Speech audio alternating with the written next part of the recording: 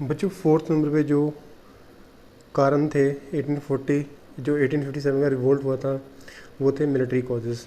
सबसे पहले है इसमें ill treatment given to Indian soldier, यानी जो इंडिया के सोल्जर, जो इंडिया के जो सिपाही थे, जो इंडिया के सोल्जर काम करते थे ब्रिटिशर्स के लिए। ओके, तो सबसे पहले जो ब्रिटिशर्स की जो आर्मी बनी थी, राइट, जो ब्रिटिशर्स की जो आर्मी बनी थी वो किसकी हेल्प से बनी थी? वो इंडियंस की हेल्प से बनी थी, ठीक है। और अभी जो अगर ये ब्रिटिशर्स की आर्मी है, अगर ये किसकी हेल्प से बनी है? इंडिया की हेल्प से बनी है, ठीक है। तो अभी ब्रिटिशर्स क्या कर रहे हैं? इन्हीं को क्या कर रहे हैं? उनको प्रॉपर सैलरी नहीं दे रहे हैं, और इवन दैट जो उनको प्रॉपर खाना था इंडियन सोल्जर को वो भी नहीं दिया जाता था। सेकंड रीजन था मिलिट्री कारणों में जनरल सर्विस एनलिस्टमेंट एक्ट। बच्चों ये क्या था? सबसे पहले ये जनरल सर्विस एनलिस्टमेंट एक्ट, ये क्या था? ये ब्रिटिश गवर्नमेंट क्या करती है, एक नया लॉ लेके आती है जिसके अकॉर्डिंगली क्या था कि जो इंडियन सोल्जर थे उनको फॉरेन कंट्री में क्या किया जा सकता था। तो पहले बच्चों क्या करते थे कि जो पंडित वगैरह होते थे वो सोचते थे कि अगर हम समुद्र पार करके जाएंगे, अगर हम समुद्र पार करके दूसरी कंट्री में जाएंगे तो ये हमें क्या लगेगा? पाप लगेगा, ठीक है। तो जनरल सर्विस एनलिस्टमेंट आने से क्या हुआ, जो पंडित वगैरह थे उन्होंने सोचा कि उनका धर्म भ्रष्ट हो रहा है। क्यों? क्योंकि अभी इंडियंस को कहाँ पर अपॉइंट किया जा सकता है? फॉरेन कंट्रीज़ में अपॉइंट किया जा सकता है। थर्ड जो रीज़न था उसके पास, large proportion of Indian soldiers in the British army, right. तो इसका मतलब क्या था कि जो ब्रिटिशर्स थे, ओके, वो 1/4000 की रेशो में थे। यानी जो ब्रिटिशर्स कितने होंगे? एक ब्रिटिशर्स और इंडियंस कितने होंगे? 4000। यानी अगर मान लो सपोज करो, ओके, ये क्या है, यहाँ पे कोई आर्मी है, ओके, ये किसकी आर्मी है? ब्रिटिशर्स की आर्मी है, राइट। अगर यहाँ पे जो पर्सन्स अपॉइंट किए जाएंगे वो किस रेशो में अभी अपॉइंट किए जाएंगे? 1/4000 की रेशो में। यानी सपोज करो अगर यहाँ पे जो 16,000 सोल्जर्स हैं, टोटल सोल्जर कितने हैं यहाँ पे? 16,000 सोल्जर्स हैं, ओके, 16,000 सोल्जर्स हैं। तो इनमें जो इंडियंस होंगे, ओके, वो जो ब्रिटिशर्स होंगे वो किस रेशो में होंगे? जो ब्रिटिशर्स होंगे वो किस रेशो में होंगे? 1/4000 की रेशो में होंगे, राइट, 1/4000 की रेशो में होंगे। इट मीन्स कि यहाँ पे क्या है कि ब्रिटिश के 16,000 में, ओके, ब्रिटिशर्स कितने होंगे? 4, और इंडियंस कितने होंगे? ठीक है, 15,096। ए ब्लीक प्रॉस्पेक्ट ऑफ प्रमोशंस, यानी जो पहले किंग हुआ करते थे, इंडियन जो किंग हुआ करते थे, चाहे मुगल्स हों चाहे मराठास हों, ओके, यानी इंडियंस उनमें क्या करते थे? बड़ी बड़ी पोस्टों पे अपॉइंट किए जाते थे। लेकिन ब्रिटिशर्स के आने से क्या हुआ कि जो इंडियंस थे वो भी जो क्वालिफाइड इंडियंस थे उनको सूबेदार की पोस्ट से ऊपर कभी भी अपॉइंट नहीं किया जा सकता था। तो जो इंडियंस थे वो सोचते थे कि उनके जो प्रमोशन के चांसेस हैं वो बहुत कम है, इसीलिए वो क्या थे? जो ब्रिटिशर्स थे क्या से बहुत नाराज़ थे, और इसीलिए वो क्या करते हैं? जो 1857 का विद्रोह होता है उसमें पार्टिसिपेट करते हैं। नेक्स्ट है डेप्रीवेशन ऑफ अलाउंसेस। इसका मतलब ये है कि जो इंडियंस थे सबसे पहले तो उनको उनके घरों से क्या किया जाता था? दूर अपॉइंट किया जाता था, ओके। अगर जो इंडियंस हैं अगर उनको उनके घर से जो दूर अपॉइंट किया जा रहा है तो उनको एक्स्ट्रा अलाउंस दिए जाने चाहिए थे, जिसको भत्ता वगैरह कहते थे। लेकिन उनको उनके घर से दूर भी अपॉइंट किया जा रहा है और यहाँ पे उनको क्या नहीं दिया जा रहा है? कोई भी एक्स्ट्रा अलाउंसेस वगैरह नहीं दिए जा रहे थे। 6 नंबर पे जो रीज़न था अंडर मिलिट्री कॉज, वो था फॉल्टी डिस्ट्रीब्यूशन ऑफ ट्रूप्स। यानी फॉल्टी डिस्ट्रीब्यूशन ऑफ ट्रूप का मतलब ये है कि जैसे कि जो स्ट्रेटेजिक पॉइंट होते थे, यानी वो स्थान जहाँ पे लड़ाई लगने के चांसेस, यानी जो नाजुक स्थान हुआ करते थे, जैसे कि दिल्ली वगैरह हो गया या फिर इलाहाबाद वगैरह हो गया, यहाँ पे किसको अपॉइंट किया जाता था? यहाँ पे इंडियंस को अपॉइंट किया जाता था। क्यों? क्योंकि उनके माइंड में ये बिठाने के लिए ताकि जो ब्रिटिशर्स हैं वो तो कहाँ पे, वो तो दूसरी वॉर में, जैसे कि पर्शियन वॉर होगी या चाइनीज़ वॉर होगी, वो तो वहाँ पे बिजी हैं, और जो यहाँ पे इंडियंस अपॉइंट किए गए हैं दिल्ली और इलाहाबाद में, ये क्या सोचते थे कि ब्रिटिशर्स हैं अभी वो उनको वो प्रॉब्लम में है, और इसीलिए जो इंडिया पे जो उनका एम्पायर है उसकी उसकी देखभाल करना वो किसकी रिस्पॉन्सिबिलिटी बनती है, इंडियंस की रिस्पॉन्सिबिलिटी बनती है। इसलिए क्या था, फॉल्टी डिस्ट्रीब्यूशन ऑफ ट्रूप्स, यानी जो स्ट्रेटेजिक पॉइंट्स थे यानी स्ट्रेटेजिक लोकेशंस थी वहाँ पर उन्होंने इंडियंस को अपॉइंट किया हुआ था ताकि उनको क्या किया जा सके, ताकि उनको लुभाया जा सके और ताकि उनको जब भी उनको ज़रूरत पड़े इंडियंस के खिलाफ कोई कार्रवाई करने की, ताकि उनको सही टाइम पे यूज़ किया जा सके। नेक्स्ट आता है बच्चों हमारे पास पोर परफॉर्मेंस ऑफ ब्रिटिश ट्रूप्स। तो यहाँ पे क्या था कि ये ब्रिटिश ट्रूप्स से जो ब्रिटिश आर्मी थी वो क्या कर रही थी, धीरे धीरे करके बहुत ज़्यादा लड़ाइयाँ हारती जा रही थी। जैसे कि फर्स्ट अफगान वॉर होती है, यहाँ भी ब्रिटिश का बहुत ज़्यादा नुकसान होता है। फिर उसके बाद पंजाब वॉर होती है 1849 में, यहाँ भी जो ब्रिटिश की काफ़ी ज़्यादा बड़ी हार होती है। हालांकि बाद में वो क्या करते हैं, जो पंजाब को अपने अंडर कर लेते हैं। संथाल, जो ये संथाल कौन थे, ये क्या था, एक ट्राइब का नाम था। ओके, जो कबीले होते हैं ये एक कबीले का नाम था और ये कबीले कहाँ पे रहते थे, बंगाल और बिहार के एरिया में रहा करते थे। तो जो ये ट्राइब थे, ओके, जो ये कबीले हुआ करते थे, इन्होंने भी क्या किया, इन्होंने भी हथियार उठा लिए और इन्होंने भी क्या किया, धीरे धीरे करके जो ब्रिटिश जो सोल्जर्स थे उनको मारना स्टार्ट किया और उनके खिलाफ बगावत करना शुरू कर दिया। 8th नंबर पे जो रीजन आते हैं बच्चों वो थे आपके पास लोअर सैलरीज, यानी जो इंडियंस थे जो ब्रिटिश आर्मी में काम करते थे उनको जो सैलरी दी जाती थी वो काफ़ी ज़्यादा कम थी और इतनी ज़्यादा कम थी कि जो उनके कारोबार का खर्चा था इवन दैट वो भी सही ढंग से नहीं चल पाता था। 5th नंबर में बच्चों आपके पास इमीडिएट कॉज क्या था, यानी ऐसा क्या हुआ कि जो ये जो विद्रोह था वो क्या हो गया, इतने जल्दी से स्टार्ट हो गया। यानी 1856 में क्या होता है, यानी जो पहले की जो पुरानी बंदूकें थी जिसको ब्राउन बैस के नाम से जानते थे उनको रिप्लेस कर दिया गया। ओके, किनके साथ, एनफील्ड राइफल्स के बाद, एनफील्ड राइफल्स के साथ में। और जो पहली वाली ये पुरानी बंदूकें थी ये काफ़ी ज़्यादा ओल्ड हो चुकी थी और ये क्या थी, इतनी यूज़लेस हो चुकी थी कि अभी लड़ाइयों में इनको यूज़ करना पॉसिबल नहीं था। तो इसीलिए ब्रिटिशर्स ने क्या किया, नई बंदूकें लेके आए जिसका नाम था एनफील्ड राइफल। लेकिन बच्चों प्रॉब्लम क्या थी, इनके जो एनफील्ड राइफल्स लेके आए थे कि जब इनका जो कारतूस हो जाते हैं जिसको कार्ट्रिज कहते हैं, उनको पहले लोड किया जाता था बंदूक में। ओके, उनको लोड करने से पहले जो उसमें जो कवर लगा होता था उसको मुंह के साथ में क्या छीलना पड़ता था। तो यहाँ पे 1857 में एक र्यूमर्स फैल गई कि जो ये कवर है ना कार्ट्रिज का, ये किसके साथ बना हुआ है, ये कव और जो पिग होता है उसके मांस से मिलके बना हुआ है। ओके, यानी कव और पिग का फ्लैश है वो कहाँ पे यूज़ किया जा रहा है, इस कार्ट्रिज का जो भी कवर है वो कवर बनाने के लिए यूज़ किया जा रहा है। अगर जो इंडियन सिपाहीज अगर वो ब्रिटिश आर्मी में काम कर रहे हैं तो वो तो क्या सोचेंगे कि ऐसा करने से ब्रिटिशर्स क्या कर रहे हैं, उनका जो धर्म है वो भ्रष्ट करने की कोशिश की जा रही है। तो इसीलिए क्या किया उन्होंने, जितने भी सोल्जर्स थे, जितने भी इंडियन सोल्जर ब्रिटिश आर्मी में काम करते थे, तो सभी ने ये एनफील्ड राइफल में जो ये ग्रीस्ड कार्ट्रिज थे, कारतूस थे ग्रीस वाले, ये चलाने से मना कर दिया। नेक्स्ट टॉपिक बच्चों हमारे पास है main centres of first war of independence 1857। बच्चों ये क्या था, यहाँ पे मैप दे रखा है। ओके, यहाँ पे आप देख सकते हो कि ये वाला स्टेट है, ये कौन सा स्टेट है, ये यूपी स्टेट है। ओके, यानी ये क्या था, उत्तर प्रदेश। पहले इसको किसके नाम से जानते थे, अवध के नाम से जानते थे।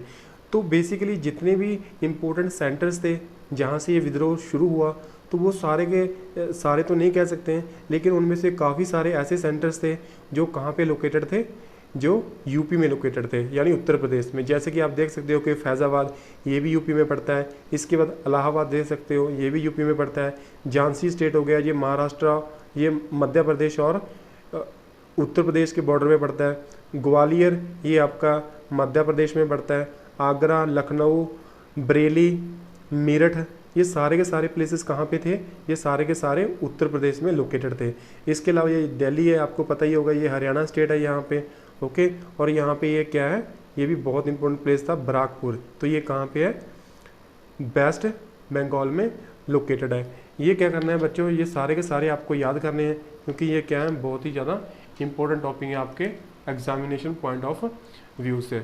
नेक्स्ट टॉपिक है हमारे पास है कि कौन कौन से मेन सेंटर हुआ करते थे और ऐसे कौन कौन से बंदे थे जिन्होंने जो 1857 में बगावत हुई उनकी कमान संभाली। तो दिल्ली में जो विद्रोह की कमान संभाली वो किसने संभाली? बहादुर शाह जफर ने। आपको पता ही था बहादुर शाह जफर कौन थे, जो मुगल्स थे उनका सबसे लास्ट वाला किंग कौन था? बहादुर शाह। इसका लखनऊ में कमांड कौन संभालते हैं? बेगम हजरत महल, यानी जो अवध का किंग होता है, अवध यानी पहले किसको? यूपी को अवध के नाम से जानते थे। जो अवध का किंग था, ओके, उसकी वाइफ का नाम था बेगम हजरत महल। तो यहाँ पे कौन कमान संभालती हैं लखनऊ में? बेगम हजरत महल। इसके बाद कानपुर में कौन कमान संभालते हैं? नाना साहिब, ओके। और ये हालांकि बाद में कहाँ पे चले जाते हैं, ये जो ब्रिटिशर्स होते हैं बाद में उसको हरा देते हैं और ये बाकी कहाँ पे चले जाते हैं? नेपाल में चले जाते हैं। नाना साहिब के जो मंत्री थे उसका नाम था तांतिया टोपे, यानी नाना साहिब का जो जनरल था उसका नाम था तांतिया टोपे। तो कानपुर में कमाल की जो कमान थी, जो मेन जिसने हेड किया मूवमेंट को, वो कौन था? नाना साहिब और तांतिया टोपे। झांसी में कौन जो 1857 के विद्रोह को हेड करती हैं? लक्ष्मीबाई। बरेली में खान बहादुर और बिहार में कुंवर सिंह, ये क्या होते हैं? जमींदार होते हैं। फैज़ाबाद में कौन इसको हेड करते हैं? मौलवी अब्दुल्ला। तो ये नेक्स्ट टॉपिक है बच्चों हमारे पास कोर्स ऑफ रिवोल्ट ऑफ 1857। तो सबसे पहले इस पर आपने मेन पॉइंट समझने कि 1857 का विद्रोह कैसे स्टार्ट हुआ। सबसे पहले क्या था कि 26 जनवरी 1857 को क्या होता है कि जो 19 नेटिव इन्फेंट्री होती है, ओके, ये क्या होती हैं? आर्मी में डिफरेंट टाइप की टुकड़ियाँ होती हैं और उनमें से जो 19th नेटिव इन्फेंट्री थी वो क्या करती है? वो जो चर्बी वाले कारतूस थे उनको चलाने से मना कर देती है और इसीलिए जो इस टुकड़ी को क्या कर दिया जाता है? बर्खास्त कर दिया जाता है। इस टुकड़ी को क्या कर दिया जाता है? निकाल दिया जाता है। कहाँ से? जो ब्रिटिश आर्मी थी। इसके बाद क्या होता है कि 29 मार्च को, ये कब की बात है? 26 फरवरी की, अभी मार्च मंथ में आ गए हैं। तो यहाँ पे क्या करते हैं? जो मंगल पांडे होते हैं ये भी एक सिपाही होते हैं, ओके। ये कहाँ पे सिपाही होते हैं? ये होते हैं बराकपुर। बराकपुर कहाँ पे है? वेस्ट बंगाल में। तो मंगल पांडे क्या करते हैं? ये कारतूस चलाने से मना कर देते हैं और साथ ही ये क्या करते हैं? जो इसका सीनियर होता है ये अपने सीनियर की क्या कर देते हैं? उसका मर्डर कर देते हैं और बाद में क्या कर दिया जाता है? मंगल पांडे को फांसी दी जाती है। इसके बाद आते हैं 24 अप्रैल को। 24 अप्रैल को क्या होता है 1857 को कि जो 90 सोल्जर्स होते हैं, ओके, किसके? 3rd नेटिव कैवेलरी, ये भी क्या थी? एक टुकड़ी थी। उसके जो 90 बंदे होते हैं, 90 सोल्जर होते हैं, वो क्या करते हैं? वो जो इस टुकड़ी में काम करने से मना कर देते हैं, कारतूस चलाने से मना कर देते हैं। और फिर 9 मई को क्या होता है कि उनमें से 84 बंदों को क्या कर दिया जाता है? निकाल दिया जाता है सर्विस से।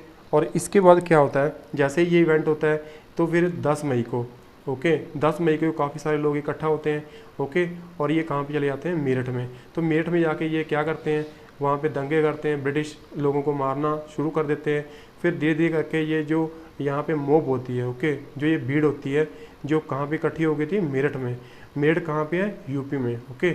इसके बाद ये कहाँ पे आते हैं? दिल्ली में आते हैं। दिल्ली में आप लोगों को पता ही है कि कौन यहाँ पे दिल्ली में जो 1857 का विद्रोह है उसको हेड कर रहे हैं?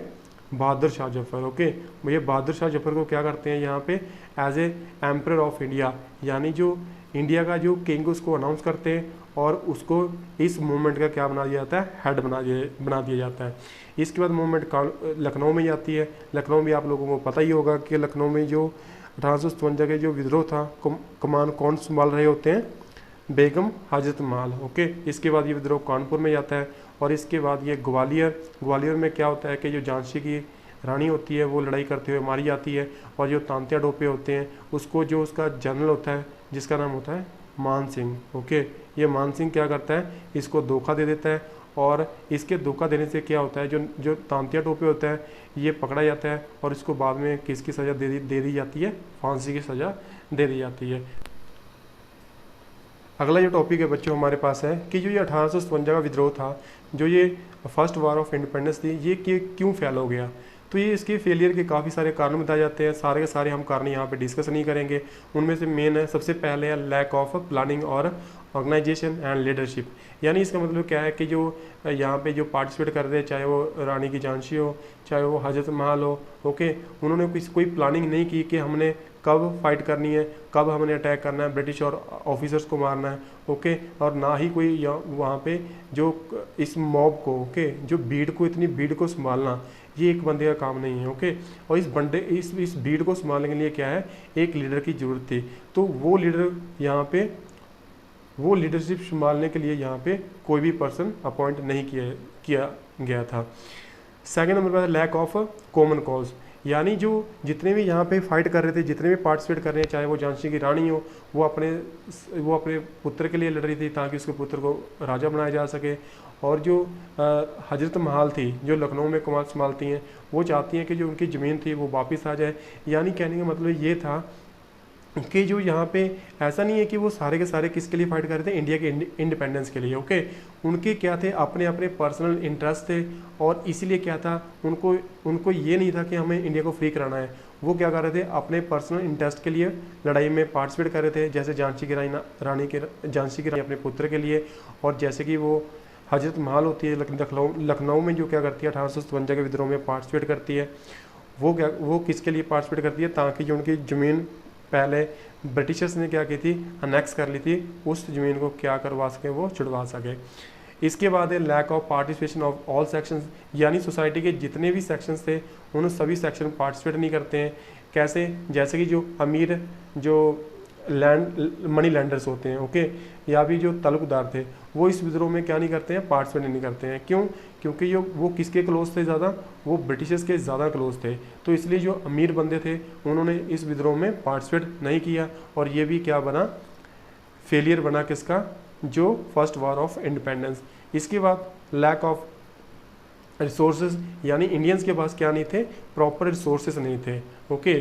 कहने का मतलब जो इंडियंस के पास ना तो इतना पैसा था, ओके, ना तो इतनी मनी थी उनके पास, ना ही इतने उनके पास जो आर्मी थी कि वो किसके साथ लड़े, और ना ही आर्म्स थी, यानी ना ही उनके पास इतनी बंदूकें थी, ओके, और ना ही उनके पास क्या थे, इतने जो मॉडर्न वेपन्स थे, ओके, मॉडर्न वेपन्स थे जिसके साथ वो क्या कर सकें, ब्रिटिश के साथ फाइट कर सके। तो इसलिए ये भी बना, लैक ऑफ रिसोर्सेज के कारण ये भी बना जो 1857 का विद्रोह क्यों फेल कर गया।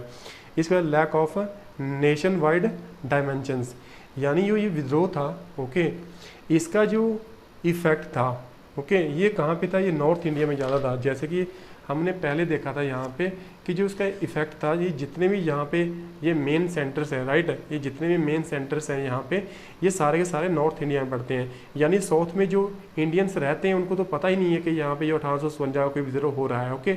यानी हम कह सकते हैं कि 1857 का विद्रोह क्या था, नॉर्थ इंडिया में ही था, और साउथ में इसका कोई इम्पैक्ट नहीं।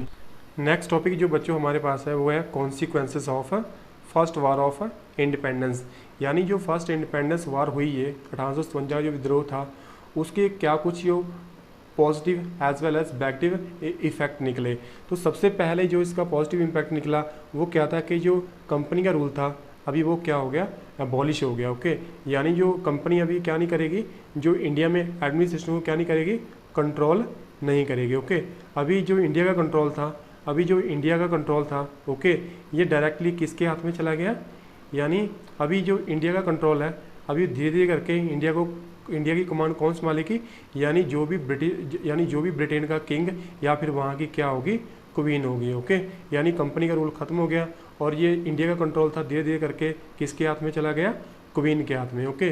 अभी जो इंडिया की कमान संभालेंगे वो कौन संभालेगी यहाँ पे, यानी जो क्वीन थी कहाँ के, इंग्लैंड की, ओके। इसके बाद क्या होता है बेटो, 1857 में जो क्या होता है कि ब्रिटिश गवर्नमेंट एक नया कानून लेके आती है। ये कानून क्या था, इस कानून का नाम था गवर्नमेंट ऑफ इंडिया एक्ट 1857। तो ये जो गवर्नमेंट, जो ब्रिटिश पार्लियामेंट क्या करती है, एक नया लॉ लेके आती है। इसके अकॉर्डिंगली यहाँ पे ये कहा गया कि जो अभी ब्रिटिश क्राउन होगा, ओके, यानी जो इंग्लैंड की अभी रानी होगी वो किसका कंट्रोल संभालेगी, अभी इंडिया का कंट्रोल संभालेगी, ओके। पहले इंडिया को कौन कंट्रोल करता था, जो ईस्ट इंडिया कंपनी। अभी जो इंडिया की कमान जो इंडिया को कंट्रोल करेगा, कौन करेगा, ब्रिटिश क्राउन। यानी अभी जो इंडिया का कंट्रोल है वो ब्रिटेन की जो भी क्वीन होगी उसके हाथ में चला गया। इसके बाद एक नई पोस्ट अपॉइंट की गई secretary of state. Secretary of state बच्चों ये एक ऐसी पोस्ट थी, ओके, जो ये पोस्ट होगी ना सेक्रेटरी ऑफ स्टेट की, ये पहले तो ये क्या था, जो ब्रिटेन की पार्लियामेंट थी, ओके, जो ब्रिटेन की पार्लियामेंट थी ये क्या थे, उसके एक मेंबर थे, ओके। यानी ब्रिटेन की पार्लियामेंट का एक मेंबर कहाँ पे बैठेगा, एज ए उसको अपॉइंट किया जाएगा सेक्रेटरी ऑफ स्टेट। और आगे ये क्या करेगा, जो भी इंडिया को क्या करेगा आगे ये कंट्रोल करेगा। यानी इंडिया की कमान अभी किसके हाथों में चली गई थी, सेक्रेटरी ऑफ स्टेट। और सेक्रेटरी ऑफ स्टेट क्या था, ब्रिटिश पार्लियामेंट का एक मेंबर था जिसको ये पावर दी गई कि आप इंडिया को क्या करोगे, कंट्रोल करोगे।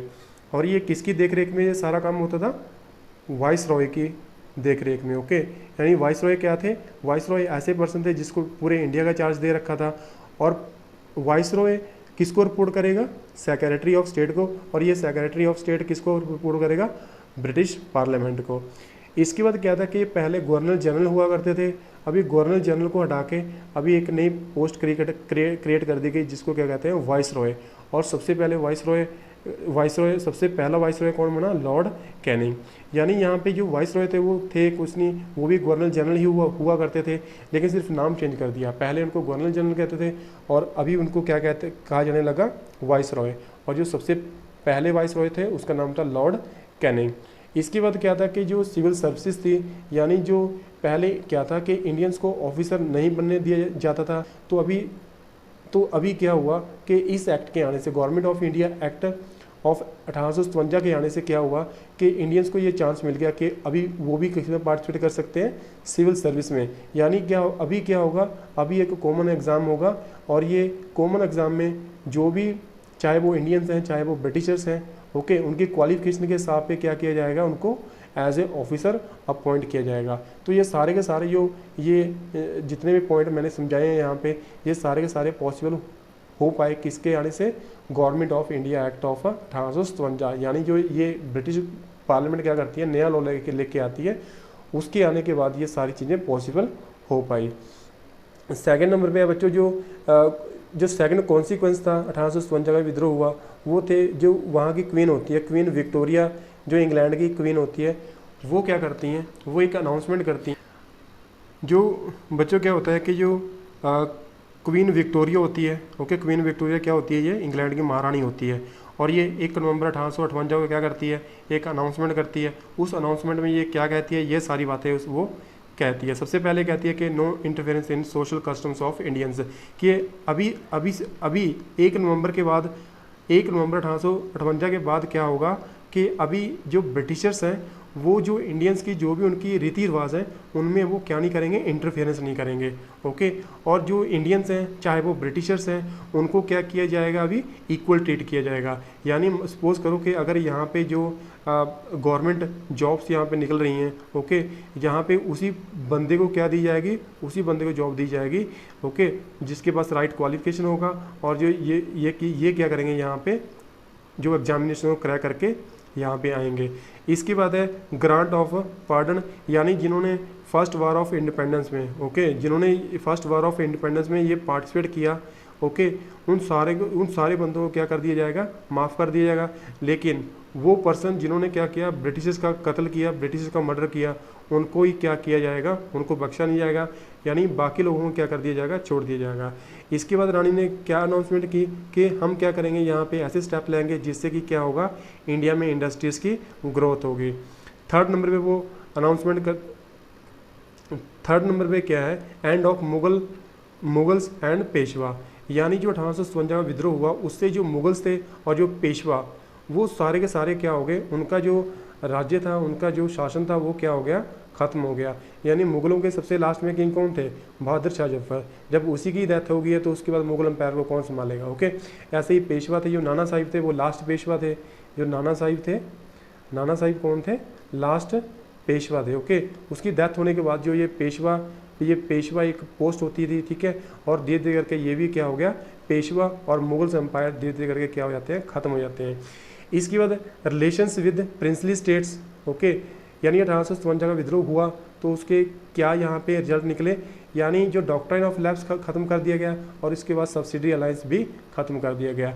यानी अभी जो कंपनी का रूल ख़त्म हो चुका था, अभी ना ही किसी की ज़मीन थी वो इस बेस पे छीनी जाएगी कि उसका कोई क्या नहीं है, कोई उसका वारिश नहीं है। ओके, अगर किसी सपोज करो अगर किसी की इनका कोई अपना बच्चा नहीं है तो इसका मतलब ये नहीं है कि गवर्नमेंट क्या करेगी, उसकी प्रॉपर्टी को अभी कब्जा कर लेगी। ओके, तो इसके लिए डॉक्ट्राइन ऑफ लैप्स की ख़त्म की गई और जो सब्सिडी अलायंस था यानी बहाना बना के या फिर जो इंडियंस के साथ में जितने भी उन्होंने एग्रीमेंट हो रखे थे वो सारे के सारे क्या हो जाएंगे, अब के बाद कोलैप्स हो जाएंगे।